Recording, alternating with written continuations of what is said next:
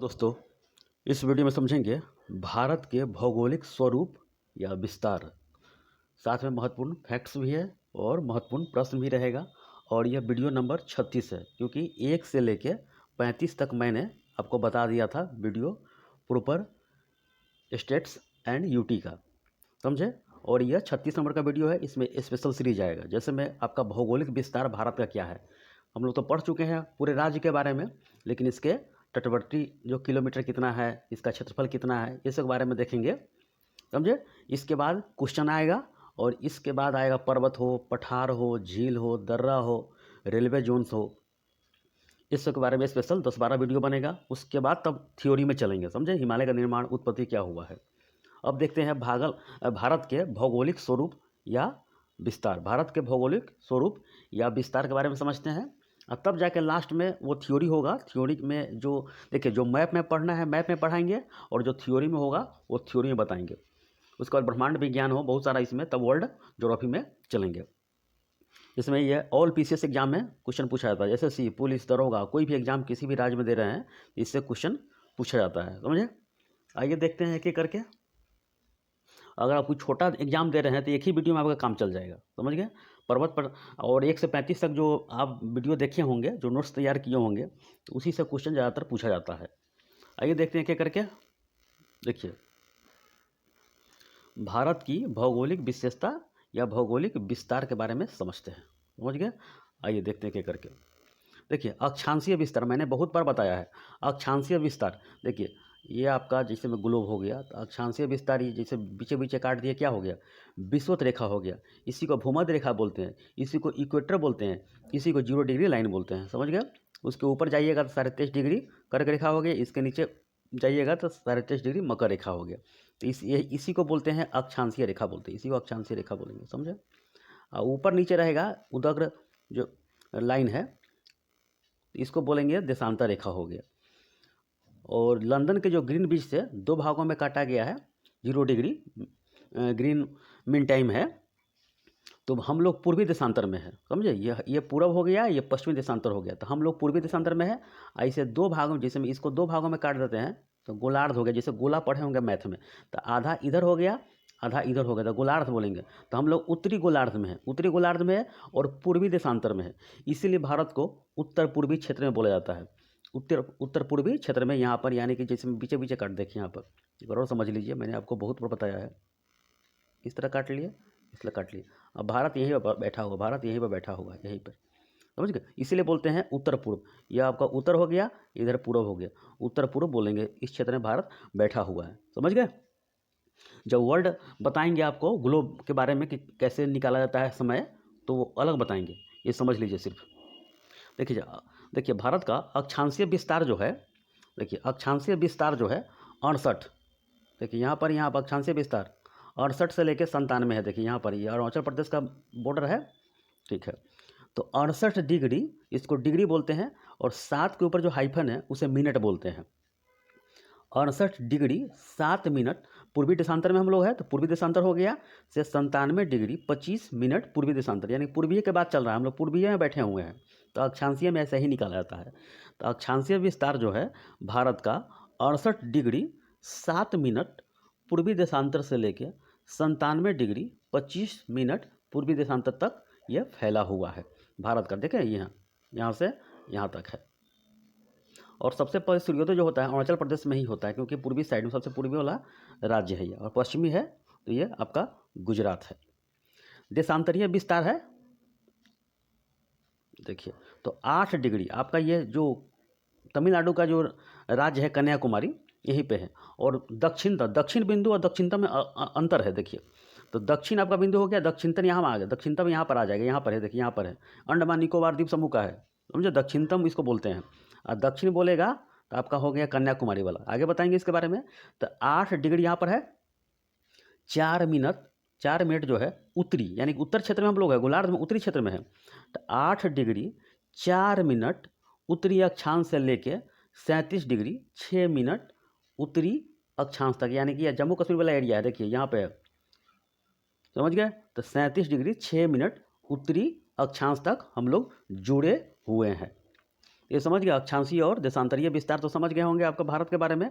देखिए ये आपको सब वही बात लिखा हुआ है। देखिए मैंने आपको दर्शा दिया है 8 डिग्री 4 मिनट उत्तरी से लेके 37 डिग्री 6 मिनट तक है, ये देशांतरी हो गया। ये अक्षांशीय हो गया 68 डिग्री 7 मिनट से लेके 97 डिग्री 25 मिनट, ये अरुणाचल प्रदेश का है, ये अक्षांशीय में जुड़ा हुआ है। इतना तो बात समझ गए। अब आगे देखते हैं, आइए देखते हैं। देखिए यही मैं ग्लोब में बताया हूँ, जैसे मैं अक्षांश रेखा इसे बोलते हैं और इसे बोलते हैं देशांतरी रेखा। ऊपर वाला हो गया देशांतर और नीचे वाला हो गया कौन सा, अक्षांशीय हो गया। अब भारत उत्तर पूर्व में दिशा में बसा हुआ है और यहाँ सूर्य है और सूर्य का रोशनी सालों भर कर्क रेखा से लेकर मकर रेखा के बीच में घूमती रहती है। ये इसे पश्चिमी देशांतर बोलते हैं, इसे पूर्वी देशांतर बोलते हैं। इसीलिए हम लोग उत्तर पूर्व क्षेत्र में भारत है, इसीलिए हम लोग यहाँ पर बैठे हुए हैं। अब देखिए अब वही बात सब है। देखिए और उत्तर में कौन सा राज्य है और दक्षिण में कौन सा राज्य है, पूर्व में कौन सा है और पश्चिम में कौन सा है। देखिए तो मैंने बताया है आपको, तो यही बात समझिए आप। देखिए जो मैंने बताया है पश्चिम से लेके पूर्व जो है अक्षांशीय जो है, पश्चिम से लेके पूर्व है अक्षांशीय है। तो पश्चिम वाला जो है गुजरात वाला गौरमोटा बोलते हैं, उसे गौरमोटा बोलते हैं, गौरमोटा बोलते हैं। ये सरक्रिक है, सरक्रिक का क्षेत्र पड़ता है, गुजरात का है। से लेके जो पूर्वी है ईस्ट है अरुणाचल प्रदेश है, वालांगू या किविथु रहता है। ऑप्शन में रहेगा वालांगू या किविथु, दोनों में से कोई एक रहेगा। तो समझ गया, तो ये पश्चिम से लेके पूरब तक ये फैला हुआ है, ये समझ गए। अब आगे देखिए जो आपका दक्षिण वाला है, साउथ वाला है, तो ये कन्याकुमारी है, इसी को केप कैमोरिन बोलते हैं तमिलनाडु वाला। और ये उत्तरी क्षेत्र है, ये जम्मू कश्मीर का है, इंदिरा कौल है, इंदिरा कौल है, इंदिरा कौल है, समझ गए। ऐसे ही आपको क्वेश्चन एग्जाम में देखने को मिलता है, इंदिरा कौल है ये। जब बहुत से बर्फ पहाड़ के बीच में एक छेद आर पार हो जाता है, उसे कौल बोलते हैं। जैसे यानी कि बर्फ है, यहाँ पर बर्फ का चट्टानी है ये, और आर पार छेद हो जाता है, उसे ही कौल बोलते हैं। समझिए, दिखने लगता है, छेद जैसा दिखने लगता है, वही होता है। ये समझ गए। पश्चिम में गौरमोटा, ये सरक्रिक के पास है गुजरात में, और पूरब में है वालांगू किविथु, इसे बोलते हैं। और उत्तरी क्षेत्र में जम्मू कश्मीर है, समझ गए, इंदिरा कौल बोलते हैं। और ये दक्षिणी में कौन है, कन्याकुमारी केप कैमोरिन बोलते हैं। और सबसे दक्षिणतम बोलेगा भारत का, तो यही निकोबार है, पूरे भारत का सबसे दक्षिणतम बिंदु है, ग्रेट निकोबार में है। इंदिरा पॉइंट बोलते हैं इसे, 6 डिग्री 4 मिनट बोलते हैं, 6 डिग्री 4 मिनट बोलते हैं। ये समझ गया, पूरे भारत का है ये काफ़ी VVI टर्म है, याद कर लीजिए, क्योंकि ये क्वेश्चन बहुत बार पूछा जाता है। ये आपका ख़त्म हो गया। अब आगे चलते हैं। देखिए अब देखते हैं कि भारत के जो आकृति कैसा है। भारत का जो आकृति है चतुष्फलकीय है, देख रहे हैं, चतुष्फलकीय है ये भारत का। ऐसा ही क्वेश्चन बनेगा, चतुष्फलकीय है, एग्जाम में याद कर लीजिए, चतुष्फलकीय है। अब देखिए, अब देखिएगा कि इसका जो पूरा क्षेत्रफल कितना है, भारत का कितना वर्ग किलोमीटर फैला हुआ है। तो भारत का कुल एरिया जो है 32,87,263 वर्ग किलोमीटर में फैला हुआ है, यानी किलोमीटर स्क्वायर फैला हुआ है।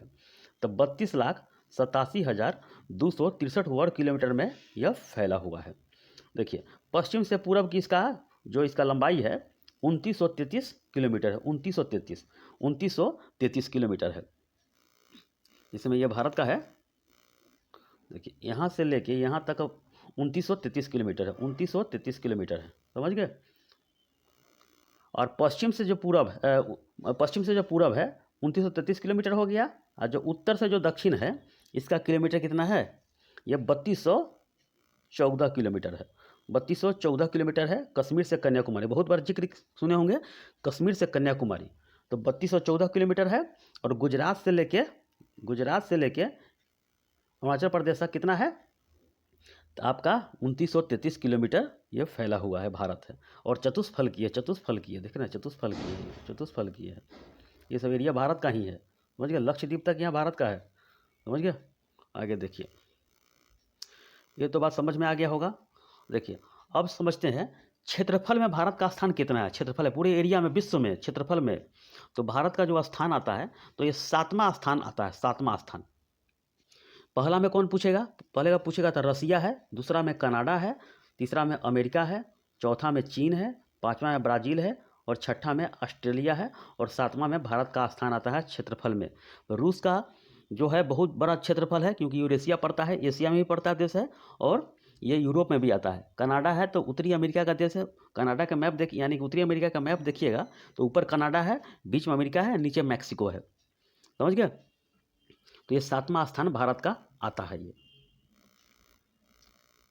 देखिए समस्त क्षेत्रफल का 2.42 जो जनसंख्या है, यानी कि जो भारत का जो पूरा क्षेत्रफल है, यानी कि 100% में तो 2.24 भारत में ही क्षेत्रफल है। समझ गए? मात्र 2.42% है, और जनसंख्या में 17.5% भारत में यह वास करती है, यानी कि निवास करती है। समझ गए?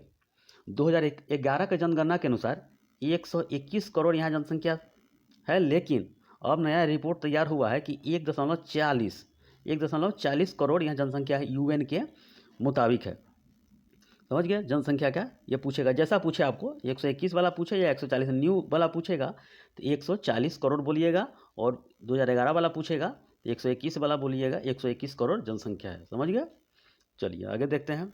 भारत जो है उत्तर पूर्व गोलार्ध में बसा हुआ है। मैंने बता दिया भारत उत्तर पूर्व गोलार्ध में है। ये 2 भाग में काट दिया, गोलार्ध हो गया, इसको देशांतरिक काट दिए, और यही क्षेत्र में भारत बैठा हुआ है। भारत पूर्वी देशांतर में, ठीक है, यहाँ पर ग्रीनविच लाइन है, पूर्वी देशांतर है, ये पश्चिमी है, तब पूर्वी में हो गया। यह उत्तर से दक्षिण की लंबाई हो गया 3214 किलोमीटर है, कश्मीर से कन्याकुमारी, और पूर्व से पश्चिम की लंबाई है 2933 किलोमीटर। जैसा मैंने बताया है वही बात लिखा हुआ है, गुजरात से अरुणाचल प्रदेश तक। देखिए सबसे पूर्वी जो बिंदु है, मैंने जो मैप में बता दिया, सबसे पूर्वी पूछेगा, पूर्वी हो गया तो आपका हो गया किबिथु या वालांगू रहेगा, तो दोनों कोई ऑप्शन रह सकता है इसमें, अरुणाचल प्रदेश का है। सबसे पश्चिम पूछेगा तो गौर मोटा है, ये है सरक्रीक है गुजरात का, ये विवाद है पाकिस्तान के साथ, 96 किलोमीटर का है ये। सबसे उत्तरी बिंदु पूछेगा, इंदिरा कौल है, जम्मू कश्मीर का है। सबसे दक्षिणी बिंदु पूछेगा तो कन्याकुमारी है, कैप कैमोरिन बोलेगा ये। पूरे भारत का सबसे दक्षिणतम बिंदु पूछेगा तो इंदिरा पॉइंट या ग्रेट निकोबार पर ये बैठा हुआ है, यहाँ पर है ये, और पहले इसका नाम था पिगमेलियन या पार्सन पॉइंट के नाम से जाना जाता था ये। अब आगे देखिए, मुख्य भूमि की तटीय सीमा, मुख्य भूमि हो गया, मुख्य भूमि का तटीय सीमा, मुख्य भूमि का तटीय सीमा पूछेगा तो 6100 किलोमीटर है, 6100 किलोमीटर, ठीक है। कुल भूमि की तटीय सीमा, कुल भूमि पूछ रहा है, यानी कि लक्षद्वीप। देखिए ये आपका भारत का मैप है, और नीचे इधर लक्षद्वीप है, और इधर कौन सा हो गया,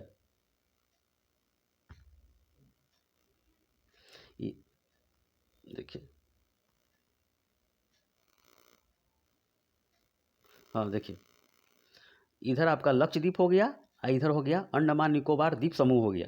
तो पूछेगा मुख्य भूमि, यानी कि मेन भूमि जो है वो तटीय सीमा पूछेगा, 6100 किलोमीटर हो गया। कुल तटीय, यानी कि कुल तट कितना वाला है, तो ये लक्षद्वीप वाला भी मिला रहा है, और अंडमान निकोबार भी मिलाकर 7516.5 किलोमीटर है ये।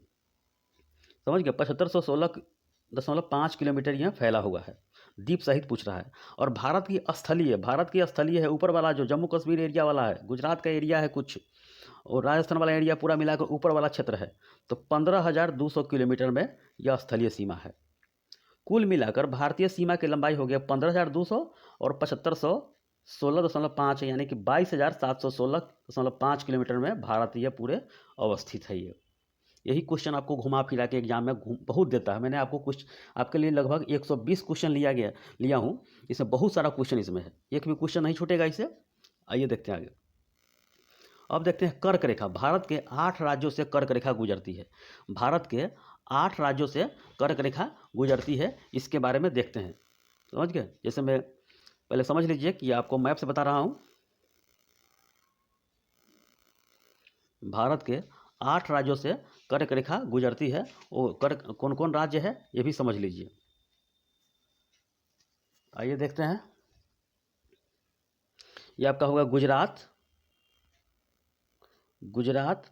ये आपका थोड़ा सा पार्ट राजस्थान पड़ जाता है, मध्य प्रदेश, छत्तीसगढ़, झारखंड यानी कि रांची जो कर्क रेखा पर राजधानी है, पश्चिम बंगाल, त्रिपुरा और मिजोरम है। ये 8 राज्य है, याद कर लीजिएगा गौर फरमा के, एग्जाम में पूछेगा इनमें से कौन कर्क रेखा में नहीं है। समझ गए? ऐसा ही क्वेश्चन आपको बनेगा ये। देखिए भारत का नया मैप है, पहले वाला मैप मत देखिएगा, ये भारत का नया मैप जारी किया गया था। देखिए ये पूरे लद्दाख को, पहले था लद्दाख पाकिस्तान से नहीं लगता था, चाहे अफगानिस्तान से, लेकिन देखिए पूरे इधर दर्शा दिया गया है। अब क्वेश्चन नया नया बन रहा है, ये जम्मू कश्मीर भी है और लद्दाख भी पाकिस्तान से लगता है, इधर चाइना से भी लगता है, ध्यान करके रखिएगा। तो 8 राज्यों से गुजरती है कर्क रेखा।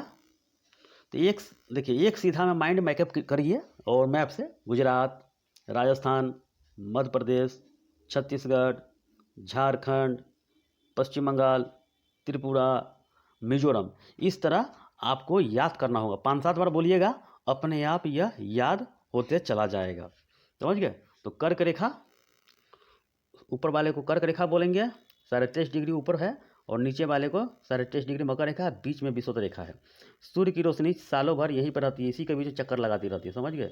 इसीलिए इस क्षेत्र में जो भी होता है, बहुत वर्षा होता है और लोग यहाँ पर, इतना टेम्परेचर होता है कि लोग यहाँ पर काले होते हैं। समझ गए? यहाँ पर लोग का बहुत, देखिए केन्या हो, सोमालिया से देश का जो है, यहाँ के लोग काले होते हैं। समझ गए? इतना बात में समझ आगे होगा। आइए आगे देखते हैं। अब देखिए, अब समझते हैं भारतीय मानक समय, इंडियन स्टैंडर्ड टाइम, यानी कि IST। देखिएगा, मोबाइल में चाहे कहीं भी खोल के देखिएगा तो IST लिखा होगा, 5.5 घंटा आगे। हम लोग 5.5 घंटा आगे है, 5.5 घंटा आगे है, क्योंकि पूर्वी देशांतर में है। ये पूर्वी हो गया, ये पश्चिमी देशांतर हो गया। 0 डिग्री मिल लाइन जो है, ये ब्रिटेन से गुजरती है, लंदन से गुजरती है ये। तो IST 82.5 डिग्री पूर्वी देशांतर एवं प्रयागराज के नैनी से गुजरती है। कहीं कहीं इलाहाबाद रहेगा, क्योंकि इलाहाबाद का नाम चेंज होकर प्रयागराज हो गया है। कुल 5 राज्यों से होकर गुजरती है। कौन कौन है? याद कर लीजिएगा मैप से। उत्तर प्रदेश, ये उत्तर प्रदेश आपका हो गया, उसके नीचे मध्य प्रदेश हो गया, उसके नीचे छत्तीसगढ़ हो गया, उसके नीचे उड़ीसा हो गया, उसके नीचे आंध्र प्रदेश हो गया। समझ गए? यही आपका क्वेश्चन एग्जाम में बनेगा।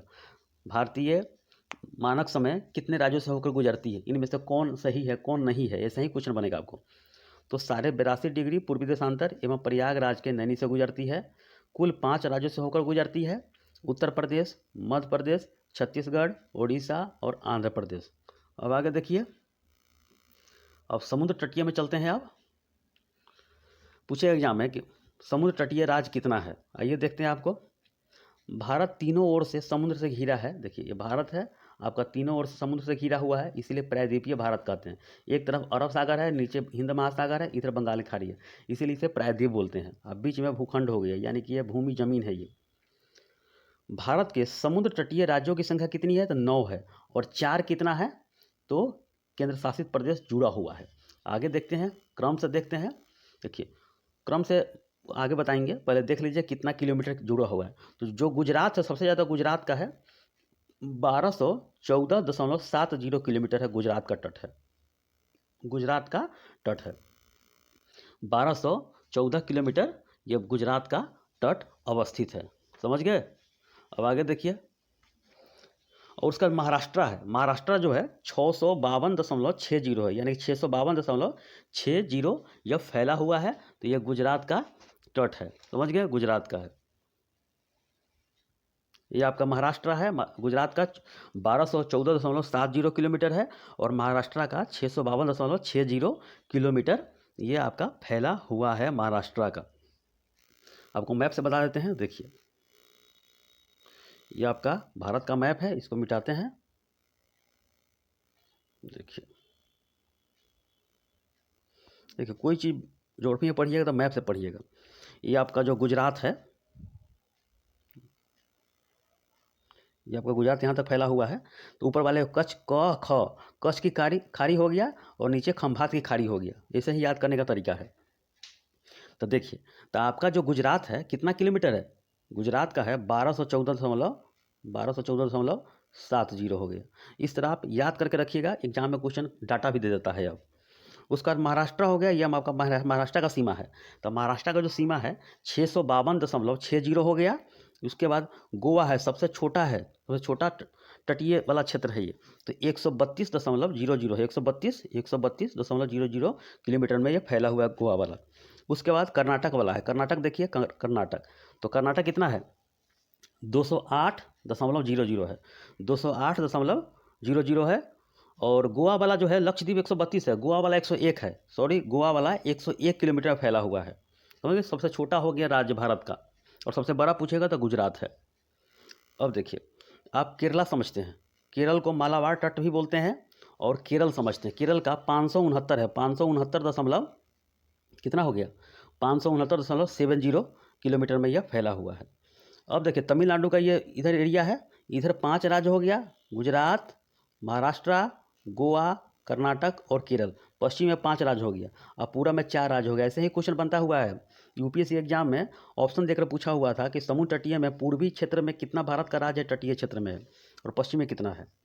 तो देखिए, तो ये तमिलनाडु का है, कोरोमंडल तट बोलते हैं इसे, और तमिलनाडु का है 906 कितना हो गया, 906.90 किलोमीटर में फैला हुआ है। उसका आंध्र प्रदेश का ये तट है, आंध्र प्रदेश का जो तट है इसमें 973 किलोमीटर यानी कि 973.70 किलोमीटर में फैला हुआ है। उसका ओडिशा तट है, ओडिशा तट वाला क्षेत्र है, याद कर मैप देखिए, ओडिशा वाला है, ये 476 हो गया, 476.70 किलोमीटर में फैला हुआ है। उसके बाद वेस्ट बंगाल है, पश्चिम बंगाल भी कुछ फैला हुआ है, समझ गए। गंगा नदी कहीं प्रवाहित होती है। एक गंगा नदी 2 भागों में बढ़ जाती है, एक हुगली में चली जाती है, एक चली जाती है कहाँ पे, बांग्लादेश में चली जाती है। फरक्का बैराज से 2 भागों में अलग हो जाती है। तो ये पश्चिम बंगाल में जो है 157 किलोमीटर यह फैला हुआ है, 157 किलोमीटर दशमलव यानी कि 157.50 में फैला हुआ है। तो ये आपका तटीय क्षेत्र है, समझ गए। उसके बाद पुदुचेरी हो गया आपका, पुदुचेरी जो तमिलनाडु वाला क्षेत्र है, 4 राज्यों में यह फैला हुआ है। पुदुचेरी का जिला हो गया, केरल हो गया, आंध्र प्रदेश हो गया और तमिलनाडु में फैला हुआ है। तो पुदुचेरी के 101 किलोमीटर में यह फैला हुआ है। उसके बाद दमन एवं दीव है, दमन एवं दीव यहाँ है। तो ये जो क्षेत्र है यानी कि एक गुजरात में है दीव, और दमन हो गया आपको, ये बॉर्डर पर एरिया है ये। आइए देखते हैं, तो दमन और दीव का किलोमीटर है 42.50 में फैला हुआ है ये। अब आपका अंडमान निकोबार द्वीप समूह सबसे ज़्यादा यही है, केंद्र शासित प्रदेश में है, 1962.00 किलोमीटर फैला हुआ है, यानी कि सर्वाधिक सीमा वाला संघ शासित प्रदेश या यूटी बोल सकते हैं इसे, यह फैला हुआ है, समझिए। एक लक्षद्वीप बचा है, तो लक्षद्वीप आपका हो गया मालदीव के जस्ट उत्तर में है, 132 किलोमीटर में यह फैला हुआ है। लक्षद्वीप 132 किलोमीटर में यह फैला हुआ है। आइए देखते हैं, देखिए, तो पूर्वी तट पर कितना है, 4 जिला है और पश्चिमी में 5 जिला है, 5 राज्य है। पूर्वी तट पर 4 राज्य है और पश्चिमी तट पर 5 राज्य जुड़ा हुआ है, समुद्र तटीय क्षेत्र में है ये। देखिए, गुजरात मैंने जो बताया है, महाराष्ट्र गोवा का 101 किलोमीटर में है, कर्नाटक 208 किलोमीटर में है, केरल में 569.70 किलोमीटर में है, तमिलनाडु का 906.90 किलोमीटर फैला हुआ है, आंध्र प्रदेश में 973.70 में फैला हुआ है, ओडिशा में जो 476.70 फैला हुआ है, और पश्चिम बंगाल का 157.50 फैला हुआ है। अब बाकी जो 4 है, ये 9 तो राज्य इधर देख लिए, 9 राज्य हो गया। अब बाकी जो 4 है केंद्र शासित प्रदेश है, अंडमान निकोबार द्वीप समूह का 1962.70 यह फैला हुआ है। लक्षद्वीप 132 किलोमीटर फैला हुआ है, तटीय क्षेत्र है ये। पुदुचेरी जो है, पुदुचेरी आपका जो है 47.60 है, पुदुचेरी है 47.60 है। और दादर नागर हवेली एवं दमन द्वीप है जो कि 42 किलोमीटर में फैला हुआ है, 42.50 में फैला हुआ है। बस आपको यही डाटा याद करके रखना है, समझना है, समझ गए। समझ लिए तो आपको यही आप तुलना कर सकते हैं कि क्रम से कैसे हो सकता है, क्रम से, समझ गए। क्रम से आपको लगाना है, जैसे गुजरात हो गया, आंध्र प्रदेश हो गया, इस तरह आपको क्रम से लगाना है। तमिलनाडु हो गया, उसके बाद महाराष्ट्र हो गया, ऐसे ही है। तो देखिए, एक तरफ भारत का अरब सागर है, एक बंगाल की खाड़ी हो गया, इधर हिंद महासागर हो गया। तो पश्चिम की साइड में लक्षद्वीप हो गया, पूर्वी साइड में अंडमान निकोबार द्वीप समूह हो गया। इसी पर 6 डिग्री यानी कि सबसे दक्षिणतम बिंदु है भारत का। अब आगे देखिए, ये सब समझ गया, अब आगे समझिए आप। देखिए, क्रम से पूछेगा। देखिए, क्रम से समुद्र तटीय विस्तार जो कि है राज्य एवं केंद्र शासित दोनों को मिलाकर है, तो सबसे ज़्यादा किसका हो गया, अंडमान निकोबार द्वीप समूह। देखिए, यहीं पे देखिए सबसे ज़्यादा ये समुद्री एरिया है, यहाँ पर तीनों सेना काम करती है, तीनों सेना है, क्योंकि यहाँ पर सेंसिटिव एरिया है।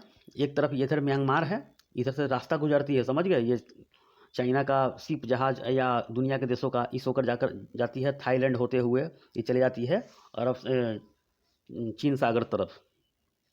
तो अंडमान निकोबार द्वीप समूह हो गया 1 नंबर पर, गुजरात दूसरा नंबर पर, क्योंकि गुजरात का सीमा रेखा 1214.70 है।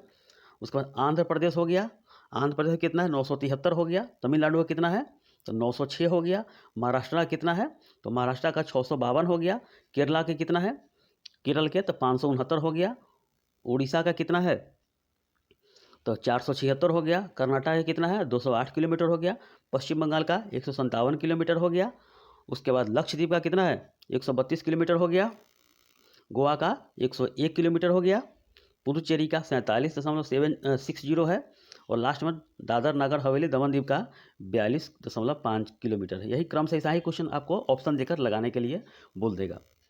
अब देखिए ये तट है उसका नाम क्या है, नाम वाला भी क्वेश्चन पूछता है आपको। तट जो है ये नाम वाला भी क्वेश्चन आपसे दे देगा, तो क्या कीजिएगा, देखिए ये जो नाम वाला देख लेते हैं। सबसे पहले समझते हैं, ये भारत का मैप देख रहे हैं, तो ये आपको जो देख रहे हैं, ये देखिए थोड़ा बड़ा मैप कर देते हैं। चलिए, ये आपका जो कोरोमंडल तट है तमिलनाडु वाला, इसको क्या बोलते हैं, कोरोमंडल तट बोलते हैं, कोरोमंडल तट, याद करके रखिएगा, ठीक है। अब देखिए ये जो आपका गुजरात वाला क्षेत्र है, गुजरात वाला, इसको बोलते हैं काठियावाड़ तट, काठियावाड़ तट बोलते हैं, समझे। गुजरात वाला जो है काठियावाड़ तट बोलते हैं ये से। गुजरात के बाद जो है महाराष्ट्र और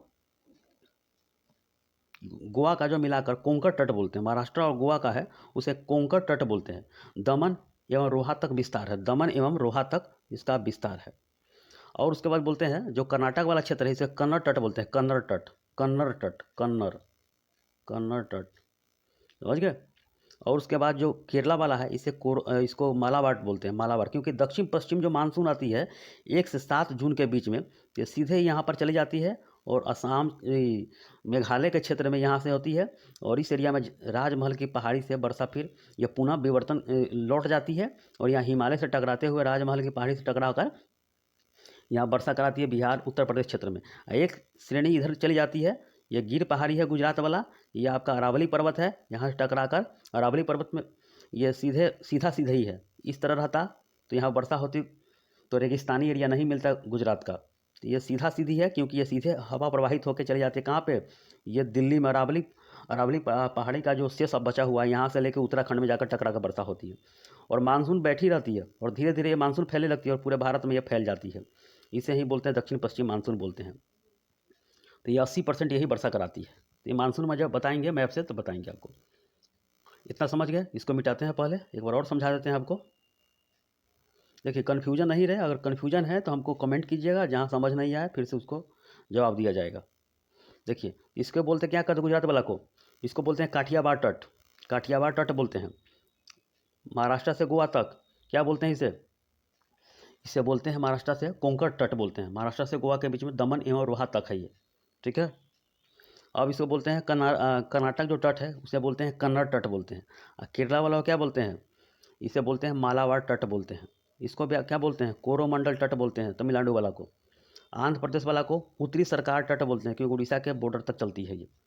उड़ीसा वाला तट को क्या बोलते हैं, उत्कल तट बोलते हैं, उत्कल तट।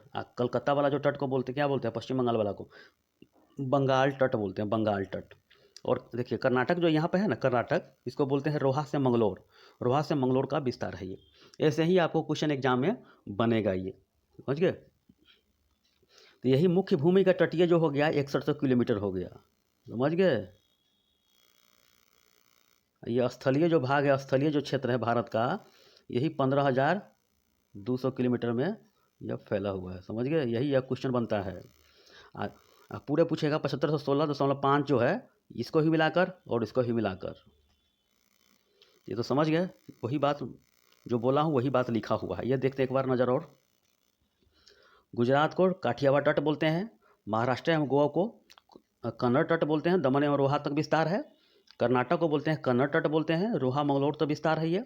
केरल को मालाबार तट बोलते हैं, तमिलनाडु को कोरोमंडल तट बोलते हैं, आंध्र प्रदेश को उत्तरी सरकार तट बोलते हैं, उड़ीसा को उत्कल तट बोलते हैं, कोलकाता को बंगाल तट बोलते हैं। और देखिए नोट में क्या है ये लिख लीजिएगा, ये नोट डाउन कर लीजिएगा। पश्चिम तट पर 5 राज्य है, पश्चिम तट पर 5 राज्य है, पूर्वी तट पर 4 राज्य है। सबसे बड़ा समुद्र तटीय जो राज्य है गुजरात है, सबसे छोटा समुद्र तटीय राज्य है गोवा है, सबसे बड़ा समुद्र तटीय केंद्र शासित प्रदेश पूछेगा तो अंडमान निकोबार द्वीप समूह है, क्योंकि यहाँ पर 1962 किलोमीटर इसका एरिया पड़ता है, समझ गया। और सबसे छोटा पूछेगा तो गोवा है 101 किलोमीटर वाला, 101 किलोमीटर में है ये, ठीक है। सबसे छोटा समुद्र तटीय केंद्र शासित प्रदेश पूछेगा तो दमन एवं द्वीप 42 किलोमीटर है, समझ गए, 42.5 किलोमीटर है। ऐसे ही आपको क्वेश्चन बनाकर दे देगा। आइए देखते हैं नया चेंजिंग जो हुआ है, भारत का नया मैप जारी किया है। समझ गए, ये लद्दाख वाला क्षेत्र है, नीचे जम्मू कश्मीर वाला है। देखिए, क्षेत्रफल की दृष्टि से लक्षद्वीप भारत का सबसे छोटा केंद्र शासित प्रदेश है।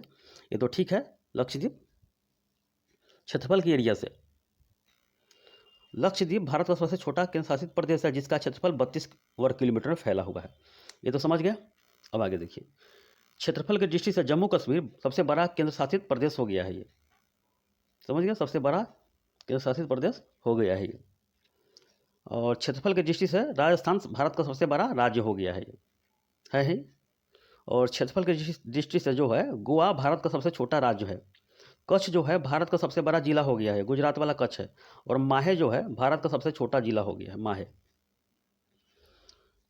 आइए देखते हैं आगे, और भी है। देखिए, अब लेह जो है, लेह का जो रह गया है 45,110 वर्ग किलोमीटर फैला हुआ है। और कच्छ जो है 45,674। देखिए, कुछ का ही डिफरेंट है, तो यही कच्छ हो गया है। लेह 45,100 वर्ग किलोमीटर के साथ देश के सबसे बड़े जिलों में से एक है। भौगोलिक क्षेत्रफल की दृष्टि से कच्छ सबसे बड़ा जिला है ये। आइए देखते हैं आप। देखिए, क्रम से ये लगाने के लिए एग्जाम में दे देगा। सबसे बड़ा जो क्षेत्रफल में है जम्मू कश्मीर हो गया, जम्मू एंड कश्मीर हो गया। लद्दाख हो गया 96,701 वर्ग किलोमीटर में है। और जम्मू कश्मीर हो कितना हो गया, 1,25,535 वर्ग किलोमीटर में है। अंडमान निकोबार द्वीप समूह कितना फैला हुआ है, तो 8249 वर्ग किलोमीटर में। दिल्ली कितना है, 1484। दादर नगर हवेली एवं दमन द्वीप 603 है, क्योंकि दोनों को मिला दिया गया 2020 में। पुडुचेरी 479 किलोमीटर में है, वर्ग किलोमीटर में है। चंडीगढ़ 114 वर्ग किलोमीटर में है। लक्षद्वीप 32.62 वर्ग किलोमीटर में यह फैला हुआ है। बस यही आपको समझना है, नया डाटा है ये। अब समझिए, भारत की जो भाषा है, भाषा लैंग्वेज है, 8वीं अनुसूची में 2003 में जो शामिल किया गया था ये। और संविधान में जो प्रॉपर जो था ये भाषा को, देखिए शुरुआत में तो राष्ट्रभाषा बनाने के उपयोग से काम किया गया था, लेकिन आंध्र प्रदेश में इतना हंगामा हो गया, तो 2003 में देखिए, बोडो डोगरी मैसेज संथाली 2003 वाला ट्रिक याद कर लीजिएगा। ये तो अलग है ये, लेकिन जो हंगामा हो गया आंध्र प्रदेश में, तो उसी के चलते पहला राज्य आंध्र प्रदेश बना है भाषा के आधार पर। समझ गए, यानी कि भारत पूछेगा, भारत एग्जाम में कि राजभाषा है कि राष्ट्रभाषा है, राष्ट्रभाषा है, तो भारत है राजभाषा है, राजभाषा न कि राष्ट्रभाषा है। इसको बनाने के लिए संविधान में, लेकिन यहाँ पर लोगों का जो बहुमत है, सभी एरिया में तरह तरह की भाषा बोली जाती है, इसीलिए यहाँ पर अभी राष्ट्रभाषा नहीं बना हुआ है। संविधान में ये सब वर्णित है, तो आप जब पॉलिटी बताएंगे उसमें, तो आपको उसमें दिया गया है। तो समझ लीजिए कि भारत के 8वीं अनुसूची में 22 भाषा का वर्णन है। ये निम्नलिखित है जो 22 भाषा है, इसमें क्वेश्चन पूछ देगा इनमें से कौन सी भाषा नहीं है। जिसमें देखिए क्वेश्चन कैसा पूछा जाता है, डोगरी भाषा मुख्य रूप से निम्नलिखित में से किस राज्य या केंद्र शासित प्रदेशों में बोली जाती है। तो दादर और नगर हवेली, त्रिपुरा, मिजोरम और जम्मू कश्मीर। तो जम्मू कश्मीर में डोगरी भाषा बोली जाती है। मैथिली भाषा पूछेगा तो बिहार में। संथाली कहाँ है, तो झारखंड में बोली जाती है प्रॉपर, और बिहार के कुछ भागलपुर एरिया में, बांका जिला में बोली जाती है। तो प्रॉपर झारखंड के ही एग्जाम में दीजिएगा। देखिए, तो कौन सा है, तो कश्मीर में, आगे देखिए आपको मैं बता देता हूँ। ये जो कश्मीर है, कश्मीर में, तो कश्मीर में कश्मीरी बोली जाती है। ये सिंधी क्षेत्र पहले पाकिस्तान क्षेत्र में था, तो इसमें भी जारी है, लेकिन पाकिस्तान अलग हो गया था। तो ये कौन सा हो गया, कश्मीरी, सिंधी, पंजाबी। पंजाब में पंजाबी बोली जाती है, पंजाब में।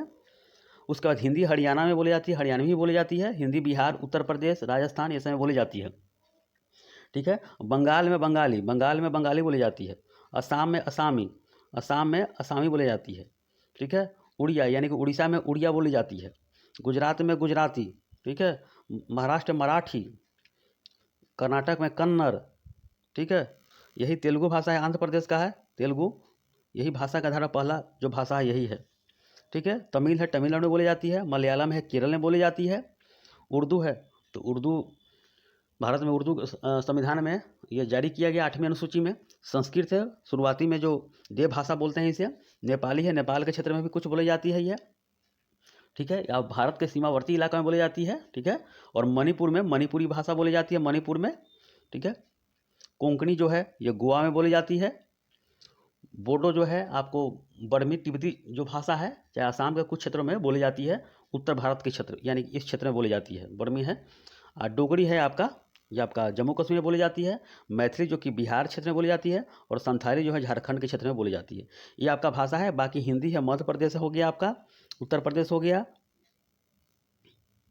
मध्य प्रदेश हो गया, गुजरात हो गया, उत्तर प्रदेश हो गया, बिहार हो गया, ये सब क्षेत्र में बोली जाती है हिंदी। वैसे हिंदी प्रॉपर सभी राज्यों में बोली जाती है, लेकिन ये नागालैंड में इंग्लिश बोलता है सब, ये सब है। तो ये सब लोकल भाषा है। तो बाकी एक अभी राष्ट्रभाषा हिंदी नहीं बनाया गया है, ये राजभाषा है। जो उपयोग करना चाह रहा है कर लिया है। बाकी ये इस क्षेत्र में जो हिंदी भाषी बेल्ट है, ये सब क्षेत्र, समझे।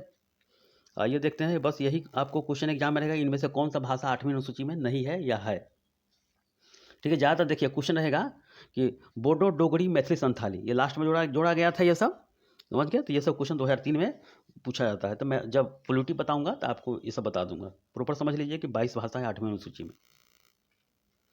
अब आगे देखिए, एक महत्वपूर्ण टॉपिक है, ये भी क्वेश्चन बनता है ये, और ये सब कर लीजिएगा क्योंकि ये सब क्वेश्चन आपको बना हुआ है ये एग्जाम में। देखिए अब आगे देखते हैं, आपका क्वेश्चन जो है प्रादेशिक समुद्री सीमा, यानी कि जो समुद्र में सीमा है भारत का, जो ये सीमावर्ती एरिया है, तो समुद्र में कितना एरिया है, समुद्र में कितना एरिया आप भारत के पास ही ये सब है, समझ गए। तो भारत की समुद्री सीमाएं जो है, यह हिंद महासागर में सबसे लंबी तट वाला जो एरिया है भारत का ही है, और दुनिया के सभी देशों को समुद्री अधिकार मिला हुआ है। 1982 में संयुक्त राष्ट्र संघ यानी कि यूएनओ के द्वारा समझौता हुआ, उसको बोलते हैं अनक्लोज। इसमें सदस्य सब भाग लिया और इसमें सभी को अपना अपना अधिकार दिया, जैसे मछली मारने का है, द्वीप निर्माण करने का है, साफ सफैया है, टैक्स लेने का है, बहुत सारा चीज़ इसमें इसमें नोट दिया गया है, इसका कानून बना हुआ है। अनक्लोज का अर्थ हुआ कि यूनाइटेड, देखिए यहाँ पर सब लिखा हुआ है, United Nation Convention on the law of sea, ये सब कानून है। देखिए कानून कैसे इसमें लागू होता है आपको मैं आगे बता रहा हूँ। जैसे में ये 3 प्रकार की समुद्री सीमा है, जो समुद्र सीमा के रहता है, यानी कि जो समुद्र सीमा से सटा हुआ है उसको अधिकार मिला हुआ है। जैसे में टेरिटोरियल सी है, प्रादेशिक समुद्री सीमा है, ये 12 नॉटिकल मील यह फैला हुआ है भारत का, यानी कि पहला नंबर पर हो गया। 1 नॉटिकल मील बराबर 1.8 किलोमीटर या 1852 मीटर होता है ये। इसमें संपूर्ण अधिकार होता है देश का, क्योंकि इस क्षेत्र में अगर कोई सीप लेकर घुस के डायरेक्ट इसको शूट एक्साइड का ऑर्डर दिया जाता है, क्योंकि उड़ा दो सीधे। 12 नॉटिकल मील में बिना परमिशन के यहाँ पर आना मुश्किल है ये, क्योंकि भारत के एरिया में चप्पे चप्पे पर कोस्ट गार्ड यानी कि नेवी हो चाहे कोस्ट गार्ड यहाँ पे निगरानी करता रहता है ये। अब आगे देखिए, अविच्छिन्न मंडल समुद्री यानी कि संलग्न क्षेत्र बोलते हैं, कॉन्टिजियस जोन बोलते हैं। यह 24 नॉटिकल मील होता है।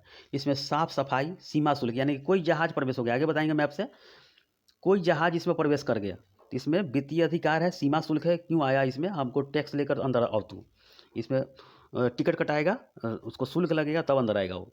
तो वित्तीय अधिकार है, भारत इसमें वित्तीय अधिकार भी कर सकता है परमिशन से। कोई आएगा जहाज, जैसे मछुआरों को मछली मारना है, जहाजों इत्यादि से सीमा प्रवेश शुल्क, प्रवेश के द्वारा यह शुल्क, प्रवेश शुल्क के द्वारा इसमें प्रवेश किया जाता है। तो इसमें साफ सफाई, सीमा शुल्क अधिकार है। ऐसे ही क्वेश्चन बनेगा कि सीमा शुल्क अधिकार किस समुद्री क्षेत्र में आता है, ये किस अधिकार में आता है, तो संलग्न क्षेत्र रहेगा या कॉन्टिजियस जोन रहेगा या अविच्छिन्न मंडल समुद्री रहेगा, ये 24 नॉटिकल मील में आता है ये।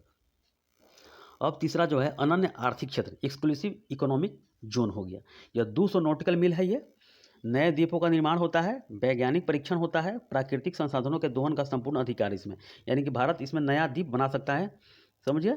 भारत के पास, मैं भारत के बता रहा हूँ, तो कोई भी अपना देश बना सकता है, इसमें संपूर्ण अधिकार होता है। भारत का सबसे बड़ा जो तेल है प्राकृतिक गैस अरब सागर में ही मिलता है, 65% भारत का ये। देखिए ऐसा ही है, भारत का ये मैप है, देखिए भारत का ये मैप है, ये जो नियम कानून लागू हुआ है ऐसे ऐसे लागू है, समझ गए। ये भारत का ये मैप है, ये श्रीलंका है तो एक सेक्शन में अपवाद है, श्रीलंका को चारों बगल से अपना दे दिया गया है, उस एरिया में उसी का ज़मीन है ये। देखते हैं कोई मछुआरा गलती से पहुंच जाता है तो श्रीलंका में कैद कर लिया जाता है। चाहे ये आपका जो देख रहे हैं ये काठियावाड़ जो तट है, ये गुजरात वाला, तो इधर कराची है, यानी कि समझ गए, यहाँ पर पाकिस्तान वाला है। इस एरिया मछुआरा गलती से पहुँच गया तो आए दिन सुने होंगे कि 25 वर्ष के बाद पाकिस्तान से लौट कर आया, तो ये पकड़ लिया जाता है उसके नेवी के द्वारा। तो सबका अपना समुद्री सीमा है ये। तो देखिए ये भारत का प्रायद्वीपीय क्षेत्र है ये, ठीक है, और उसके नीचे 12 नॉटिकल मील है, भारत का संपूर्ण अधिकार है ये, इसमें संपूर्ण अधिकार है ये, समझ गए। और दूसरा में 24 नॉटिकल मील है जो कि भारत का ही अधिकार है, इसमें 12 नॉटिकल मील में बिना गलती से प्रवेश करेगा उसको शूट एक्साइट है ये, पकड़ कर उसको जेल में डायरेक्ट बंद कर दिया जाएगा बिना पूछे गोली। 24 नॉटिकल मील है जो इसमें हाथ खड़ा कर देता है कि सर गलती से पहुंच गए हैं। देखिएगा बहुत सारा नियम है, वीडियो मिल जाएगा यूट्यूब पर। तो 24 नॉटिकल मील है तो इसमें आपका समुद्री अधिकार है, इसमें साफ सफाई है, सीमा शुल्क है, वित्तीय अधिकार है। और संपूर्ण अधिकार पूछेगा तो 12 नॉटिकल मील में प्रादेशिक समुद्री सीमा टेरिटोरियल सी में है। और 200 नॉटिकल मील जो है इसे अनन्य आर्थिक क्षेत्र बोलते हैं। इसमें नए द्वीपों का निर्माण, वैज्ञानिक परीक्षण, प्राकृतिक संसाधनों के दोहन का संपूर्ण अधिकार है इसमें है। और भारत का सबसे बड़ा तेल एवं प्राकृतिक गैस जो क्षेत्र है 65% यहीं पर निकाला जाता है। ये तो आपको समझ में आ गया। इसके बाद सभी देश का अधिकार है जो सीप जहाज लेकर जाता है, समझ गए, ये सीप जहाज लेकर जाता है।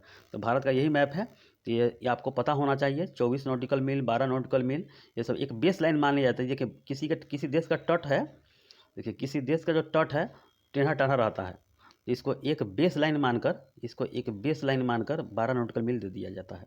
12 नॉटिकल मील, 24 नॉटिकल मील, 200 नॉटिकल मील। इसके बाद अपना कोई भी देश अपना जहाज लेकर जा सकता है, जासूसी कर सकता है, कुछ भी कर सकता है, कोई फर्क नहीं पड़ता है। सबका रास्ता बना हुआ है मैप के द्वारा। कोई जहाज अपना दूसरे देश में जा रहा है व्यापार करने तो उसका कोई फर्क नहीं पड़ता है। जब वर्ल्ड बताएंगे आपको मैप तब आपको समझ में आ जाएगा। ये इतना ही समझिए अभी। अब देखिए भारत की स्थलीय अंतर्राष्ट्रीय सीमा, स्थलीय यानी कि जो ज़मीन से जुड़ा हुआ है, समझ गए, भूमि से जुड़ा हुआ है, तो यही स्थलीय है, यही आपका स्थलीय है। समुद्र छोड़ के, ये समुद्र छोड़ के आपका यही स्थलीय है।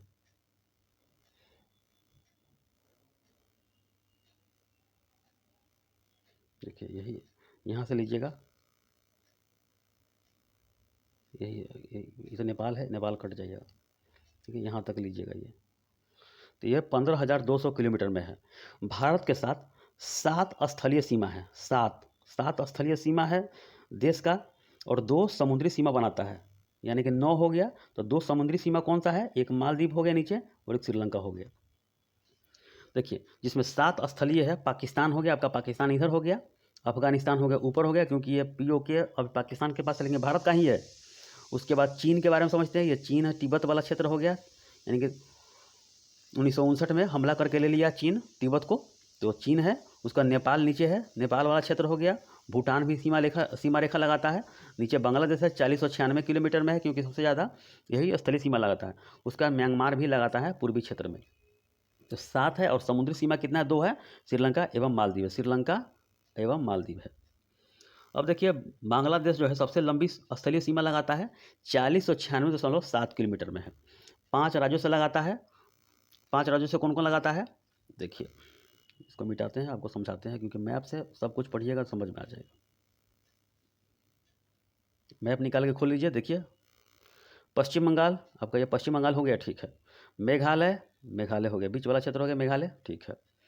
उसके बाद मिजोरम हो गया, उसके बाद मिजोरम हो गया, कर्क रेखा से मिजोरम गुजरती है। त्रिपुरा हो गया, त्रिपुरा तीनों ओर से बांग्लादेश से घिरा हुआ है, एक तरफ भारत की ओर निकलने वाला है। उसके बाद असम हो गया, ठीक है, असम हो गया, ठीक है। इतना ही है, 5 राज्यों से गुजरती है। जीरो लाइन त्रिपुरा, यानी कि जीरो लाइन गुजरी है त्रिपुरा से, जीरो लाइन यानी कि त्रिपुरा और बांग्लादेश के बीच में है अगरतला। ये तीनों ओर से बांग्लादेश से घिरा हुआ है। अब देखिए चीन 3488 किलोमीटर में है। चीन जो है 3488 किलोमीटर में है। देखिए नया मैप जो है ये लद्दाख का है, ठीक है। तो ये चीन में ये लद्दाख हो गया, हिमाचल प्रदेश हो गया, उत्तराखंड हो गया, ठीक है, सिक्किम हो गया, अरुणाचल प्रदेश हो गया। इतना हो गया। तो देखिए कहाँ प्रदेश है, देखिए लद्दाख हो गया, हिमाचल प्रदेश हो गया, उत्तराखंड हो गया, सिक्किम हो गया, अरुणाचल प्रदेश हो गया। ये इतना 5 राज्य है। और इस लाइन को बोलते हैं मैकमोहन रेखा बोलते हैं, 1914 में है, मैकमोहन रेखा बोलते हैं। अरुणाचल प्रदेश और तिब्बत या सिक्किम चीन के बीच में है। पाकिस्तान के साथ देखिए 3323 किलोमीटर है। लद्दाख, जम्मू कश्मीर, पंजाब, राजस्थान एवं गुजरात के साथ जुड़ा हुआ है। देखिए ये पहले सिर्फ जम्मू कश्मीर से था, लेकिन अब नया मैप जो जारी किया गया है, लद्दाख भी जुड़ा हुआ है और सीमा रेखा लाइन जो है रेड क्लिफ लाइन है, 15 अगस्त 1947 को ये जो क्लिफ आदमी था अंग्रेज, यही अपना खींच दिया था डायरेक्ट, किसी का खेत, किसी का गांव, किसी इस पार उस पार पड़ गया था ये, तो उसको अलग चर्चा लेंगे ये। तो देखिए, तो पाकिस्तान के साथ जो सीमा है ये भी देख लीजिए। देखिए मैप से पढ़िएगा, आपको समझ में पूरी तरह आ जाएगा। मैप नहीं पढ़िएगा तो दिक्कत हो जाएगी, ज्योग्राफी में ये सब मैप चाहिए। आपका गुजरात है पाकिस्तान के साथ, राजस्थान हो गया, इधर पंजाब हो गया, इधर आपका जम्मू कश्मीर हो गया, केंद्र शासित प्रदेश बना दिया गया, इधर आपका लद्दाख हो गया। और लद्दाख इधर किससे जुड़ा हुआ है? इधर जुड़ा हुआ है आपको अफगानिस्तान से। आइए देखते हैं अब आ गया। अब कौन सा हो गया? अफगानिस्तान हो गया। देखिए लिए सबसे छोटी अंतर्राष्ट्रीय सीमा 106 किलोमीटर में भारत का है, लेकिन पीओके के पास अभी है, आ जाएगा भारत के पास। नेपाल जो है 1751 किलोमीटर में है, इसमें 5 राज्यों से गुजरा हुआ है, 651 किलोमीटर। उत्तर प्रदेश सबसे ज़्यादा है ये। बिहार, उत्तर प्रदेश हो गया, उत्तराखंड हो गया, सिक्किम हो गया और पश्चिम बंगाल हो गया। इतना देख लिए, फिर भी मैप से देख लीजिए आप।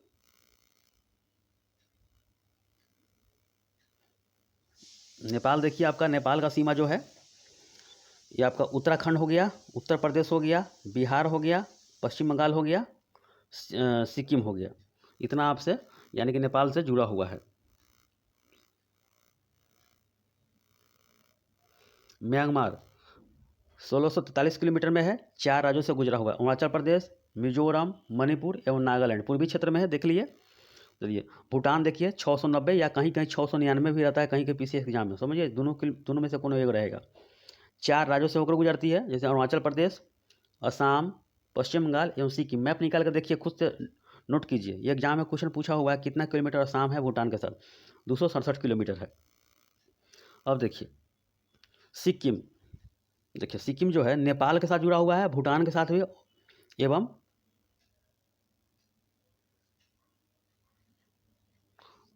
इधर तिब्बत कर लीजिएगा, चीन कर लीजिएगा, ठीक है, चीन होगा। और पश्चिम बंगाल जो है नेपाल के साथ, भूटान के साथ और बांग्लादेश के साथ भी जुड़ा हुआ है। अरुणाचल प्रदेश, भूटान, म्यांमार और चीन के साथ जुड़ा हुआ है। लद्दाख जो है अफगानिस्तान, पाकिस्तान और चीन के साथ जुड़ा हुआ है। आप ध्यान करके रखिएगा, लद्दाख भी है, पाकिस्तान भी है और चीन के साथ भी जुड़ा हुआ है।